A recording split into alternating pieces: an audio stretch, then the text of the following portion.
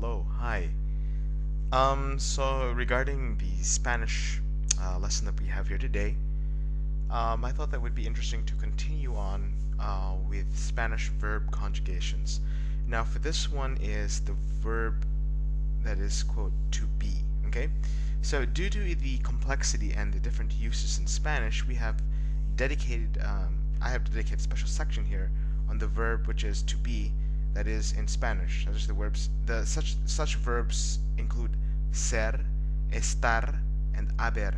The following things I will tell you guys concerning the uses of the verb ser. I'm going to talk about the verb uses of verb ser, estar, and haber. Okay. So concerning ser, so when to use it? You use ser to 1. Identify a person or an object. 2. To express inherent qualities or characteristics like appearances, character, size, color, material, state of being. 3. To express belonging, religion, nationality, occupation, or origin. 4. To tell time. 5. To express ownership. 6. To mean to take place. 7. Impersonal expressions. Now let's give an example. Okay, I gave you guys the 7 different uses for the verb ser.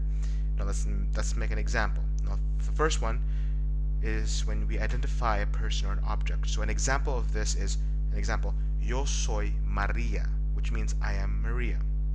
Second one is to express inherent qualities or characteristic like appearances, character, size, color, material, state of mind, and being. An example of this would be Maria es bonita, which means Maria is beautiful. Third, to express belonging, religion, nationality, occupation, or origin. So you say Maria es mexicana, which is Maria is Mexican. Fourth, to tell time. An example: Es la 1 de la tarde, which means it is 1 p.m. Fifth is to express ownership. An example: El coche es de Maria, which means it is Maria's car. 6. To mean to take place. An example: La fiesta es mañana, which means the party is tomorrow. 7. Impersonal expression. Example: Comer es bueno, which means it is good to eat. Now let's do the verb estar. Okay, so we have 5 different uses for the verb estar. The first one is to identify a location or a position. Second is to express temporary or variable condition or state. Third is to express state of health. Fourth is to form the progressive tenses. And the fifth one is to express the result of previous action and also the past participle. So let's give an example of these 4 different uses of the verb estar. So the first one is when we identify a location or position. Example: La escuela está en la calle principal, which means the school is in the main street. Second is to express temporary or variable condition or state. Example: El libro está abierto, which means the book is open. Third is to express a state of health. Example: La señora está bien, which means the lady is okay. Fourth is to form progressive tenses. Example: María está comiendo, which means Maria is eating. Fifth is to express the result of a previous action and a past participle. An example: La tarea está terminada, which means the homework is done. So let's proceed with the verb haber. Haber is also an auxiliary verb, okay?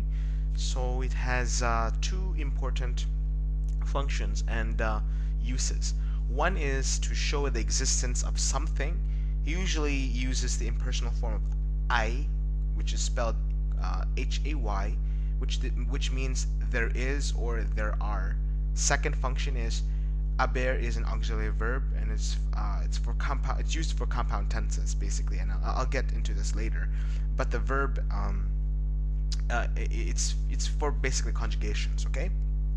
So an example of the first function of the verb haber, which to show existence of something. Example is hay un lápiz en la mesa, which means there's a pencil on the table. Second one is the uses for if is an auxiliary verb usage. Example, yo he comido, which means I have eaten. So these are the different uses and examples of the three verbs of to be. They're ser, estar, and haber. And I'll continue on later with more lessons of different verbs. But practice these, okay? And know the uses, because it's imperative. Thank you very much, and hope you guys enjoy.